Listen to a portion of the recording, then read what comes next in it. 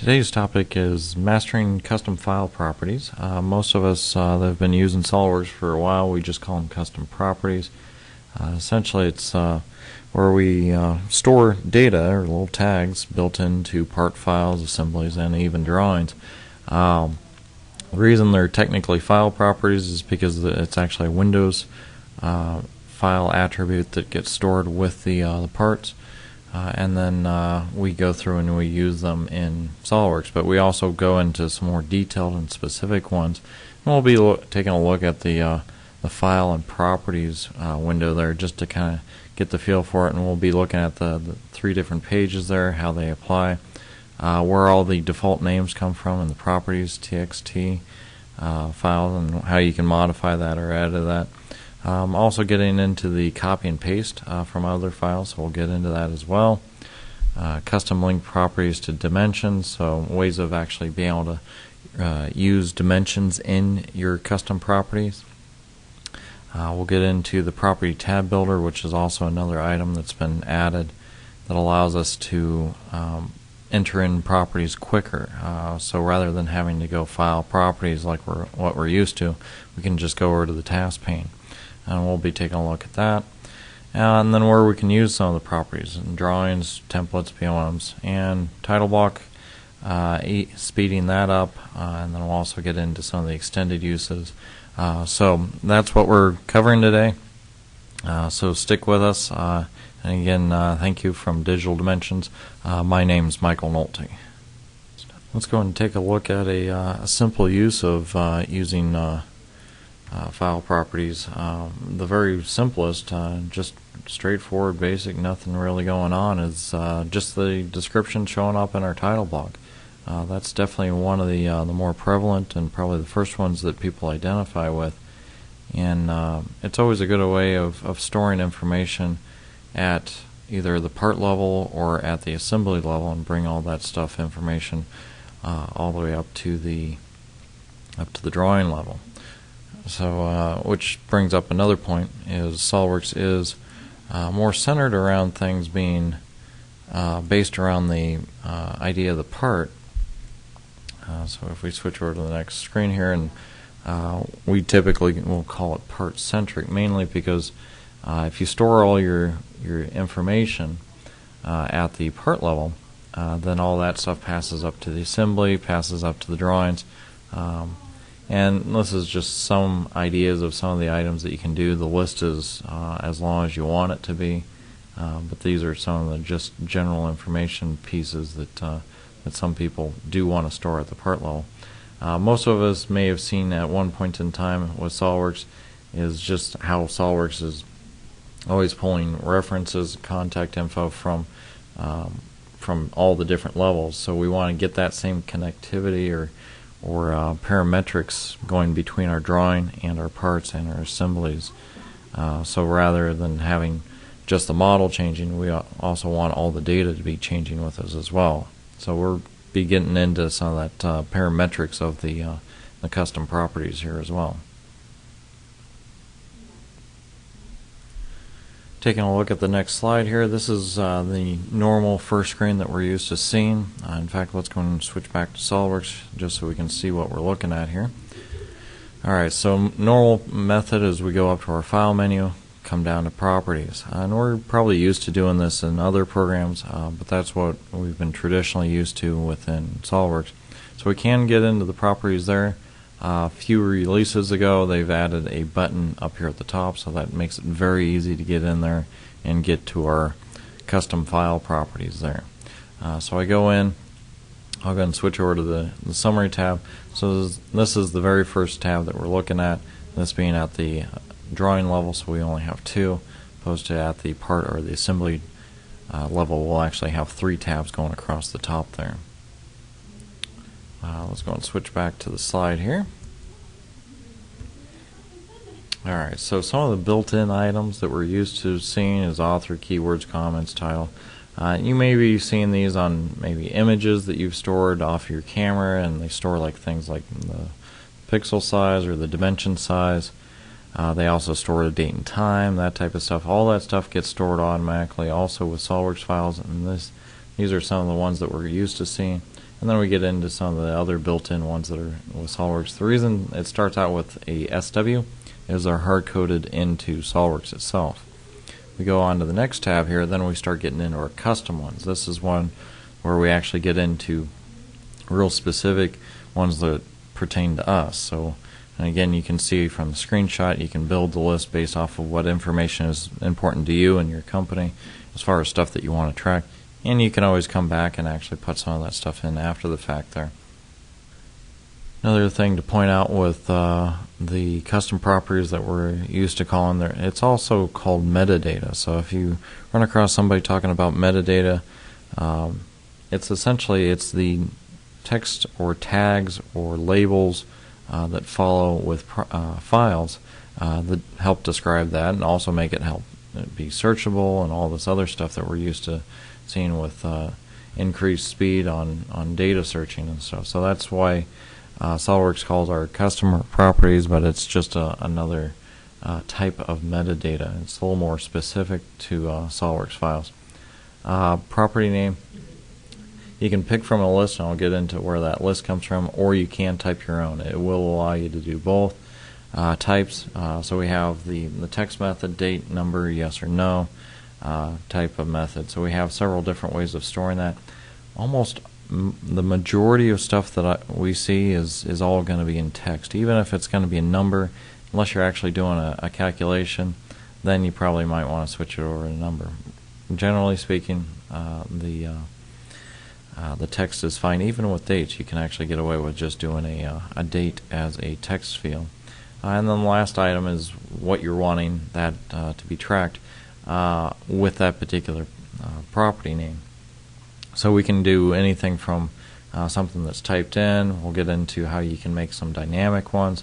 And new with the 2012, you can also leave those blanks just as space holders. You can have the property name assigned, but not actually being able to, not having to store anything with it.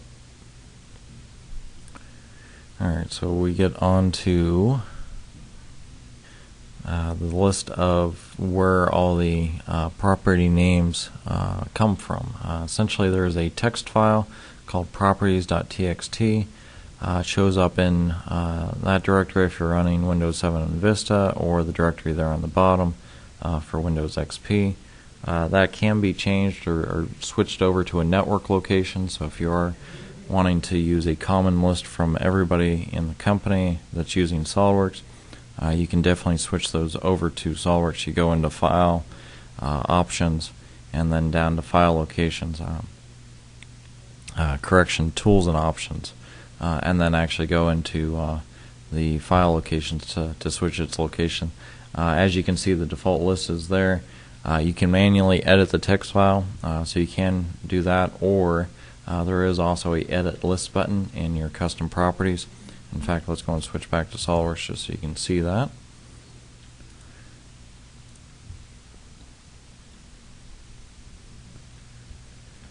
And so I'll go into my file properties here, and then we have that Edit List button there, so we can actually go in there, add more, and change it as need be. So we can actually change that list.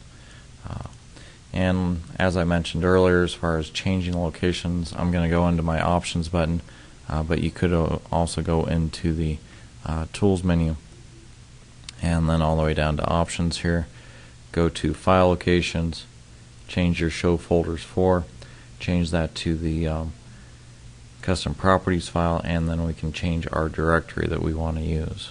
Okay.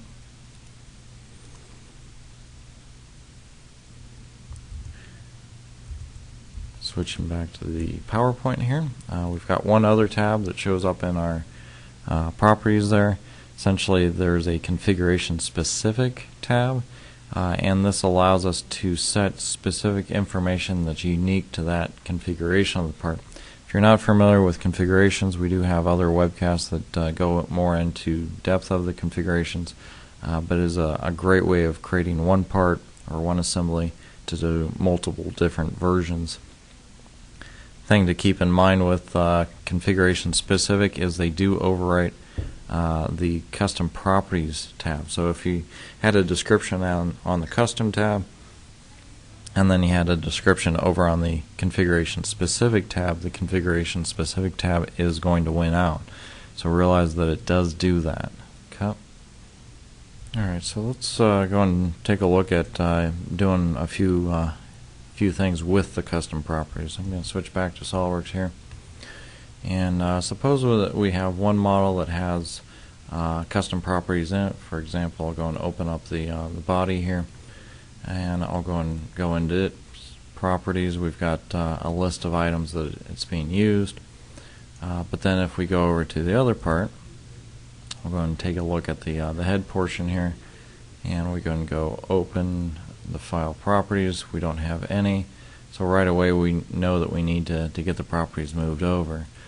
So let's go and do that here. Let's go and put the two parts side by side here. Going to that side and to that side. Alright, so we have our part with the custom properties on the left there. I'll go into its file properties. I'll go and select all the file properties there. I'll go and do a Control C on my keyboard. That is Control C as in Charlie. I'll go and copy them, hit OK here. Come over to my part that doesn't have the custom properties in there, and I'll go File Properties for that one. Select the first row, Control V, V as in Victor, to allow me to type in the new one. I'll go and make the changes here, maybe give it a new date. Let's see, let's go and put okay, maybe the vendor's different company, and we'll go and give it its new part number. And maybe we have some additional stuff. Maybe it's make or buy, and we're going to buy it, and we'll also go and give maybe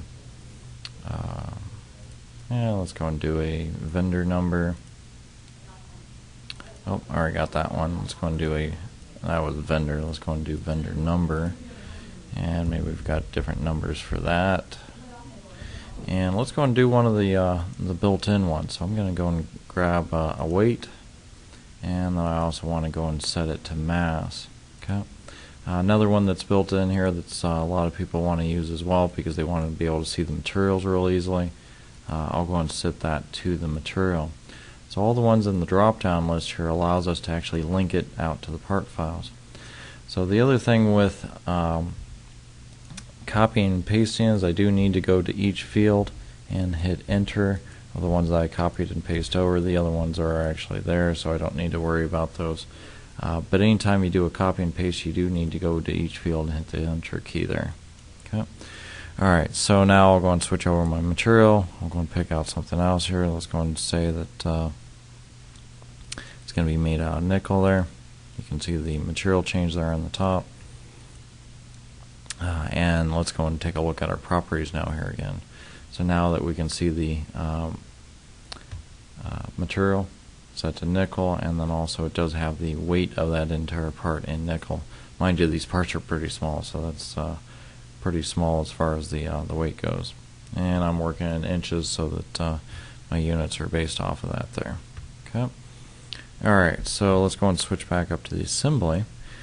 Alright, so how are we going to make use of some of this information here? I'm going to go and drop in a bill of material at the assembly level. So tables, insert, tables, bill of materials.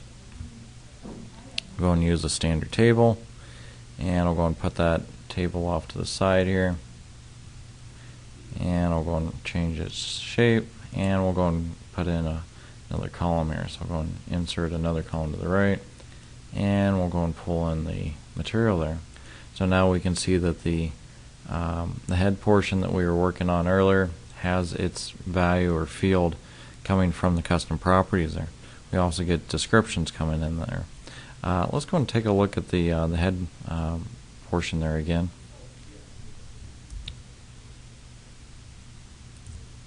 Okay. When we go into our file properties, notice that we do not have any configuration specific file properties.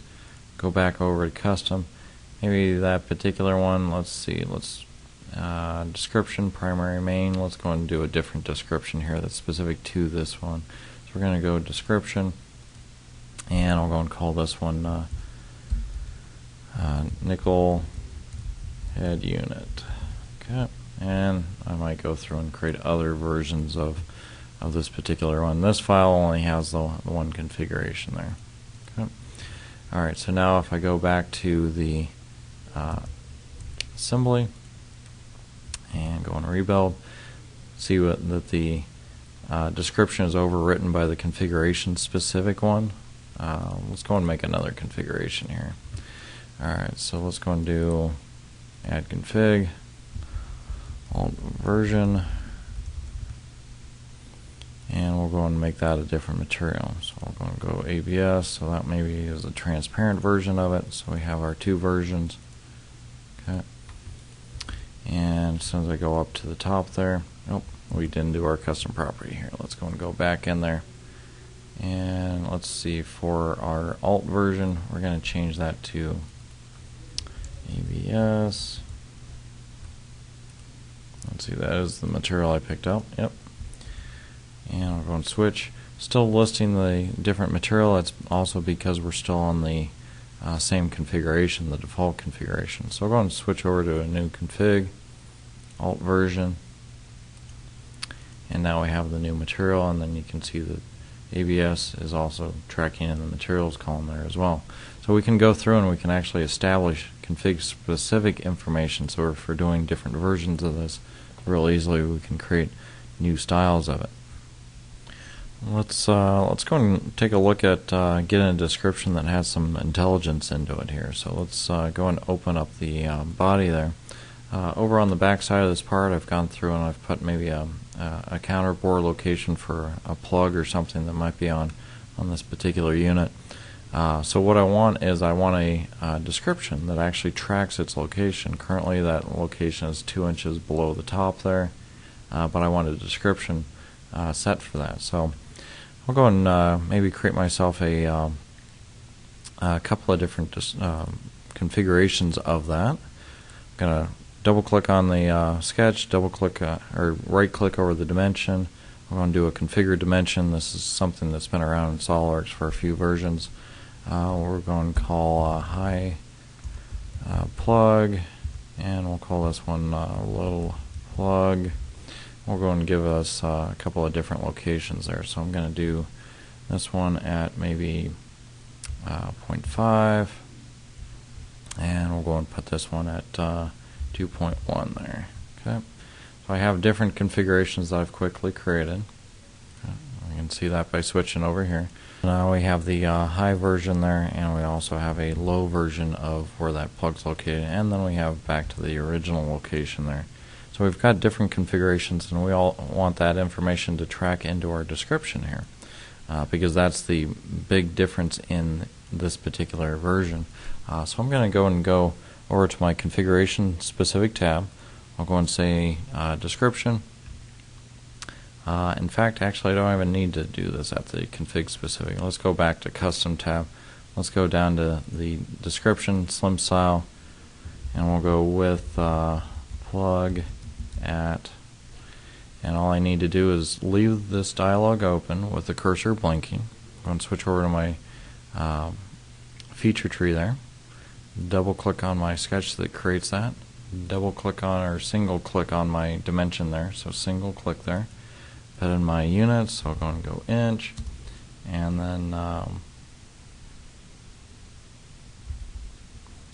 go and go location and hit OK.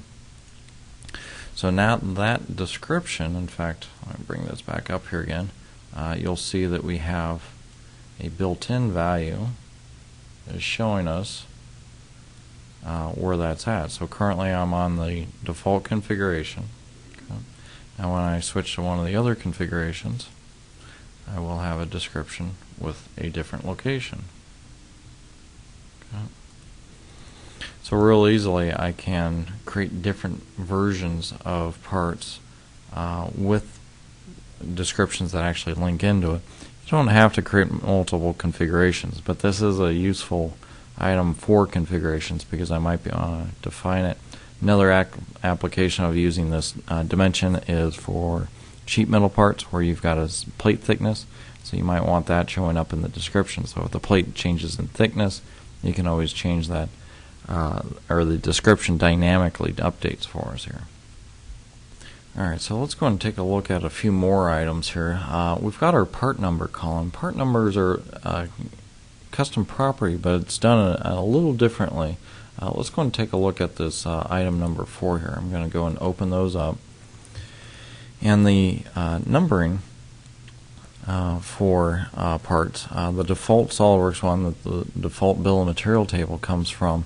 If we switch over to our configuration tab, right click over your configuration, go down to properties, and it actually pulls from this area right here. So the default with SOLIDWORKS templates is it's going to use the document name. We can do either configuration name, or we could do a user specified. I'm going to leave that as a document name currently and go and cancel out of this. We're going to switch back to the assembly with our bill of material here. And we've got our field here, which makes absolutely no sense that what it is. So what I'm going to do is I'm going to double click on that field.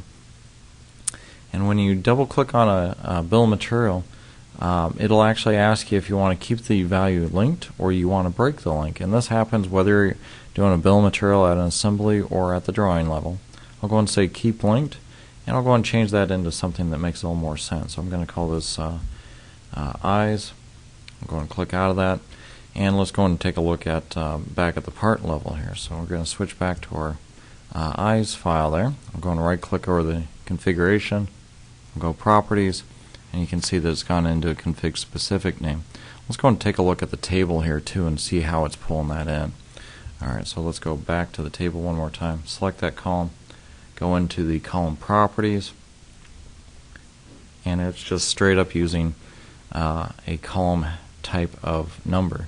If we look at some of the other ones here, this one's pulling a custom property description, and then we get into our other one down here where we had custom property and material there.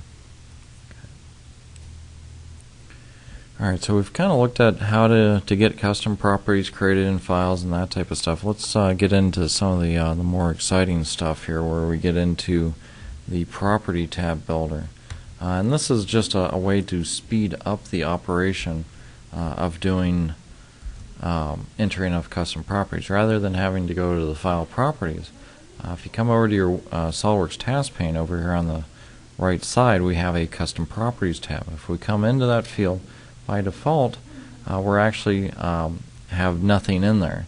So if we do the create now, that opens up our property tab builder. Well, what's the purpose of this? Let me go and show you here in the PowerPoint.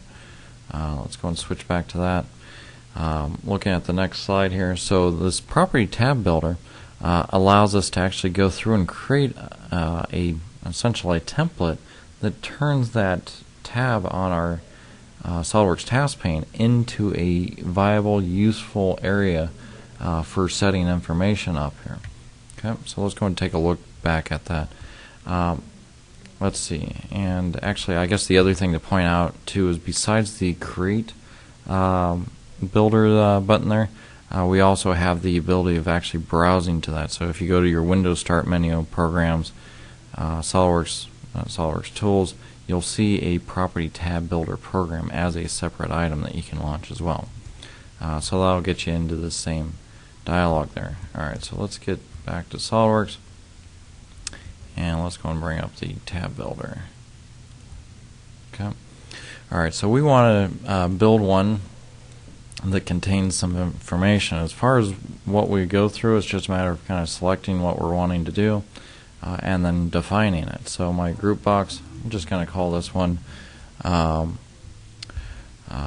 properties. Okay, and then in that, what I want to do is drag and drop some stuff in from the side. So I grabbed a text box. Actually, I'll drop a few in here. Okay.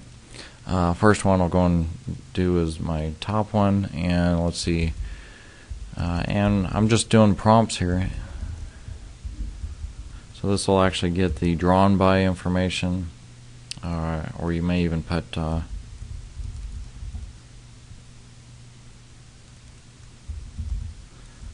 by, so you can actually put that information. What is it linking out to? I'll go and switch that over, and I'll be the author. I could have a default field, and I can decide if I want it at the top level or if I want it configuration specific. So depending on where I want that to populate, I might go into another one here. Date started, and this might be something that's manually typed in. I'll go and set that one out to one of the other fields. Let's see, I'm just going to call that one drawn date. Okay. And so on and so forth, and you go through and you build the tab up there. Let me go and open up one that I've created here.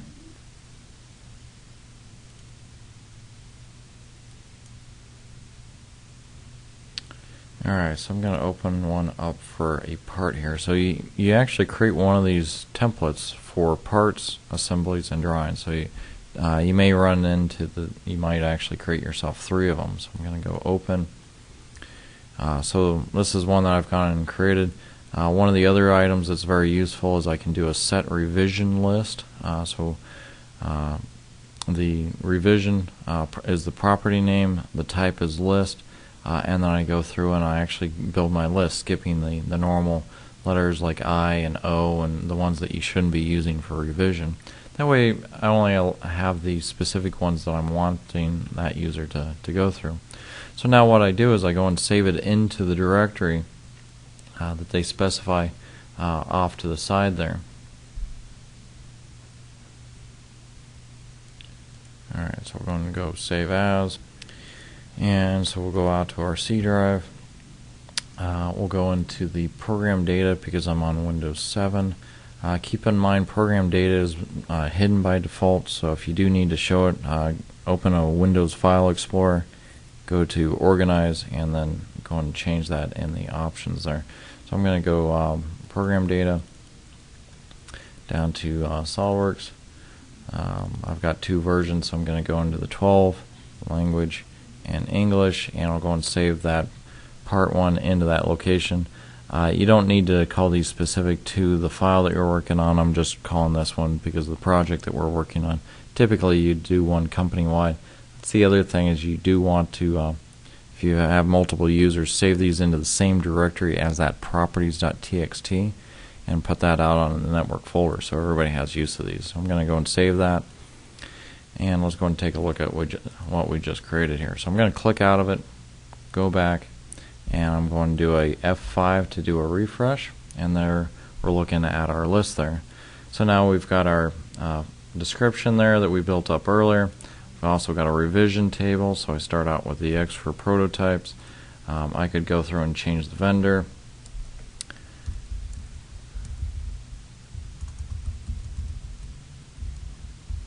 And I could change the start date. I'm going to say we're not going to start that one until 2013.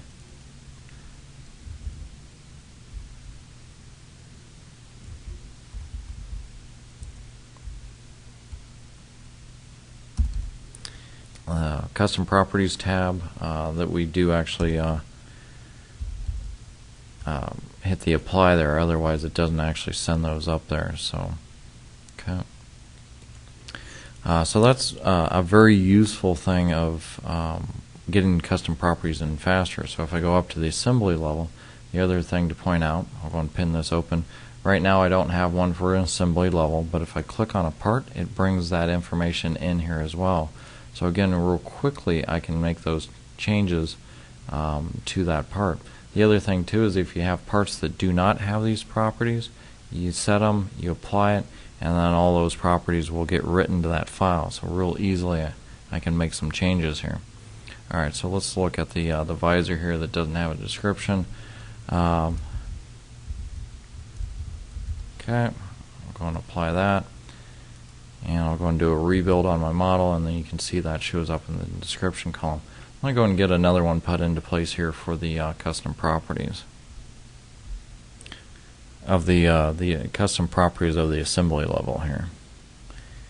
Alright, so I got one put in there. I'll go and hit my F5 to refresh. That's another item that you want to keep in mind.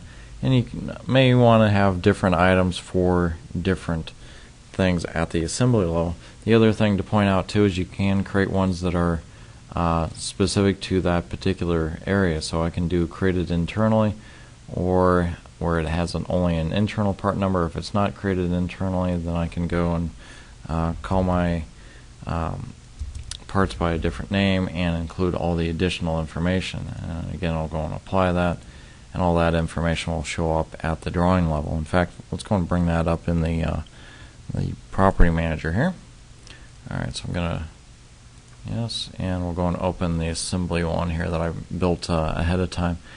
So we have a conditional area where we have a make, we're looking at a make or buy field there, property name, make or buy, and then when it's a make, we get the internal number. If we do a buy, we get the internal vendor and vendor number. So we actually get all that information. So you can make these conditional based off of stuff that is assigned other by checkboxes or even radio buttons there too. So you can get real elaborate. For a lot more information just on the property tab builder, definitely go into the help, go through that area there. Alright, so let's continue on here. So now that we've gathered all this information, or these custom properties or metadata for the parts and assembly, let's go and make use of them. So let's go and open up our drawing here, and let's go and take a look at some of the other ways that we can use it. So you can see that I do have my bill of material on the top, so that's one common way of using it. That's pretty common. Another way that we can do is we can do annotations. We'll go note. Alright, so we'll go and point this one towards the headpiece, drop that off to the side. I'll go into my link to properties. Link to properties, we have 4 different options. The first one is the current document, so that would be my drawing. Second one is the model in view to which annotation is attached, so we could attach that just to the assembly if we wanted to. Model and view specified in sheet properties, and I'll bring that one up as well. So in this case it would be the assembly as well, just because I only have the one assembly. And then the last one here, component to which annotation is attached, and we want to pull this one mainly because we're pointing specifically at that part. So I'm going to go description, go and hit OK, and then we have our description that we're using there. Can come over and add additional ones if I needed to, and then again their descriptions will come in there as well. I'll go ahead and put one in over here. I'll go ahead and leave that one blank at the moment, and I'll go and come up to my description within my bill of material. I'll move that over here for a moment. Keep linked, and I'll go and call that arm unit. Okay.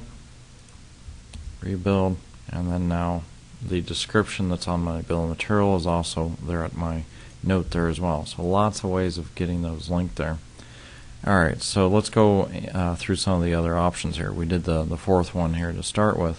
Let's go and do just a regular note.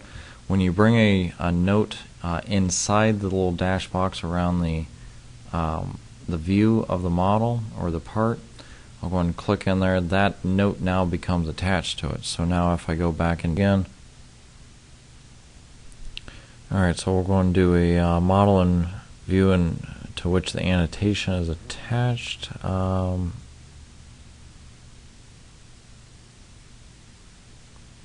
Alright, so what we're going to do is we're going to do a model and view specified in sheet properties. I'll go and pick that one, go and give me the drop down, and I'll go and set that to the description as well.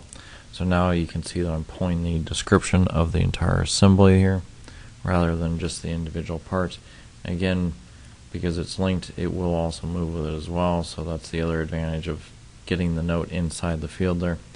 Where that last one is coming from is if I go and right click and go properties, then you can see that the using custom properties value shown in drawing, and then we can switch that to a different view if we wanted to. So I could even do drawing 1, and then because these are all the same, I can control that.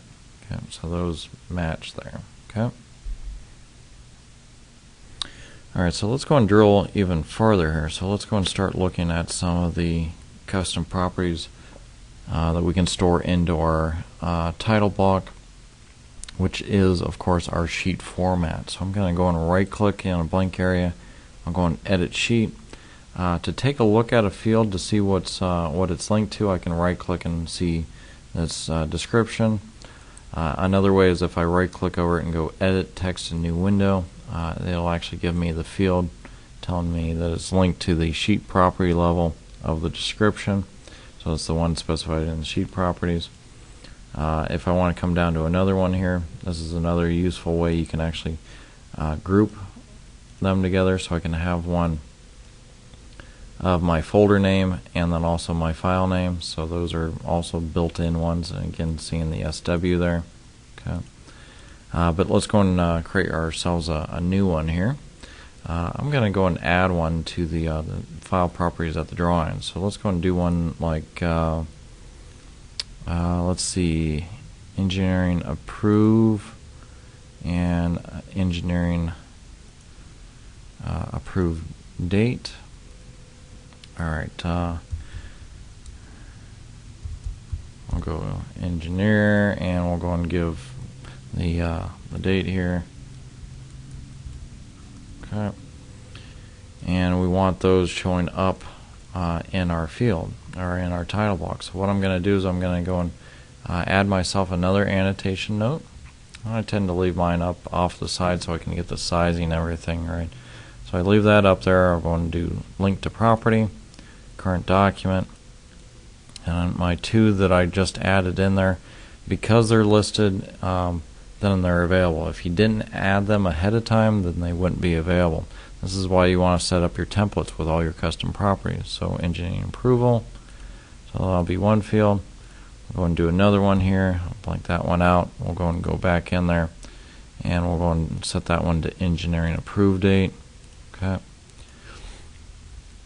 So real easily we can change those to be linked to the properties there. So again, I'll go and come over to the field. Let's go and get these a little bit smaller so they'll fit on here, and I'll just drag those into place here. Okay. So that's another way of using a drawing level custom property.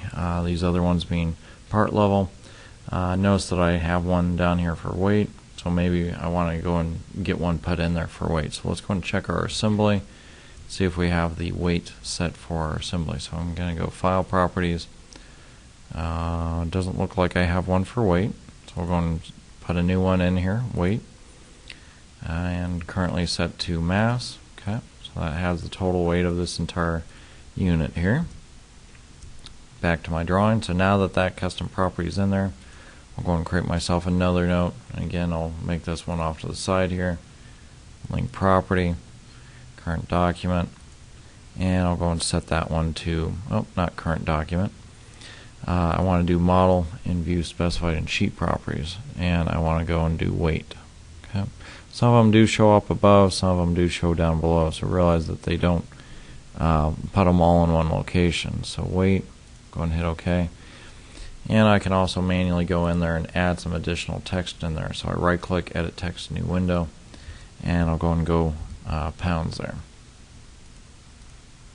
Alright, and we need to reduce that font size.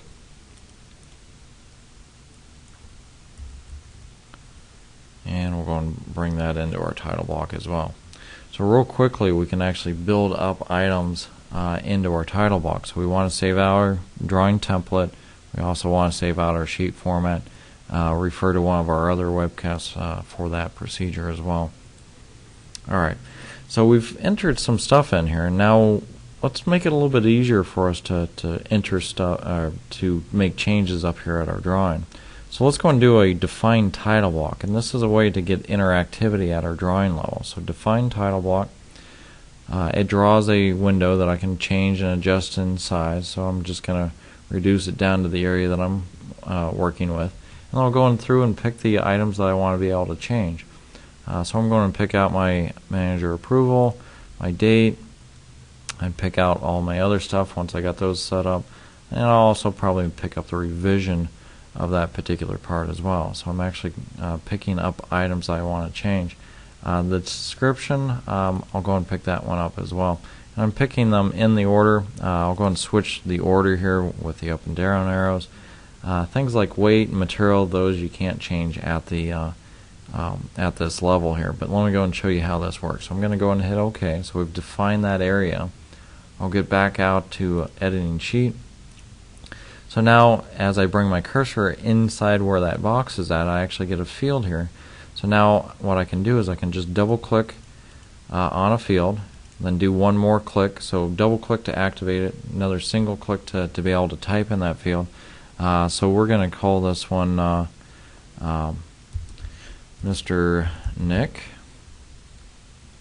and we'll go and change the date. So I'm going to hit the tab, and that's the reason for the order there. So I'm going to go and give this a new date there.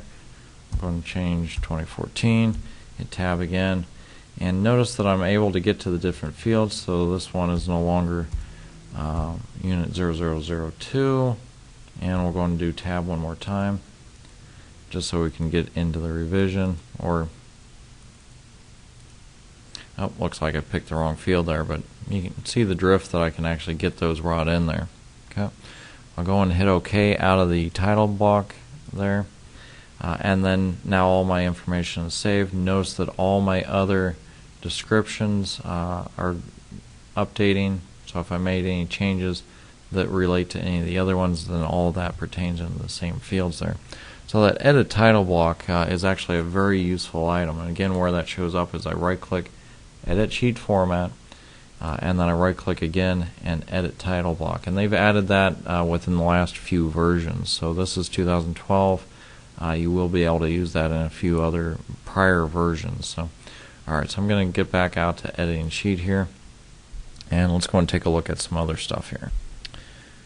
Alright, so let's go and switch back to the PowerPoint.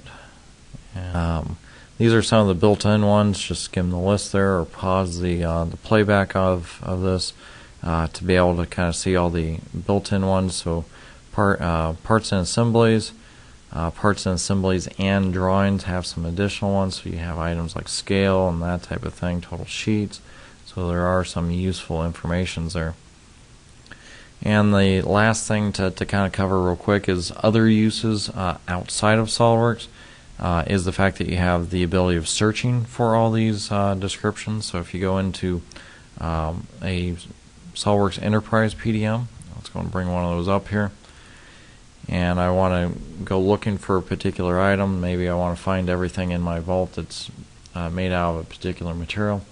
I do have a complete search within Enterprise PDM.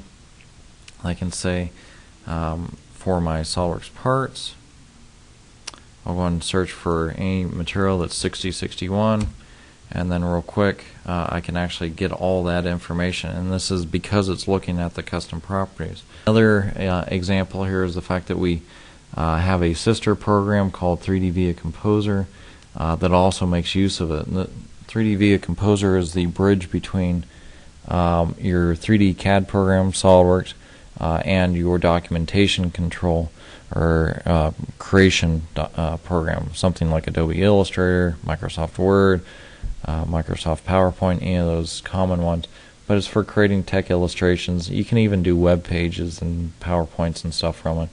But all the custom property data, or custom file property data, or metadata, comes out over into Composer. So if anything changes on the original, you go through a couple of clicks, it updates all your images that you've created, and then all that stuff comes across on your finished documentation, so you don't have to manually copy and paste part number changes over into Microsoft Word for an instruction sheet. Also outside SOLIDWORKS, we've got SOLIDWORKS Task Scheduler that allows you to actually go through and update or add a bunch of custom properties real quickly. Let me go and bring that up here real quick so you can see it. But you do have to have the SOLIDWORKS Professional or SOLIDWORKS Premium version to have this option. So the update custom properties, I go in there, add some files. I'll go and add one in. And actually we'll go and pick a few. It brings it in. I'll go and go next, and then I can go through and I can say, okay, I want revision all to be text, and I all want them to be B. and then it'll overwrite the existing one if there is an existing field called a revision. If there isn't a revision field, then it'll add it. So realize it's only going to add or update. It won't remove custom properties. And then we go and go finish, and then it goes through the entire process there. So real quick, the SOLIDWORKS Task Scheduler can easily speed up your process for adding custom properties to a bunch of files or an entire directory. Kind of the wrap-up for today's webcast on file properties. Again, thank you for one of the users off of grabcad.com for their model or their assembly of EVA. Very useful model as far as illustrating kind of the context of custom properties and kind of the power of what you can do with them.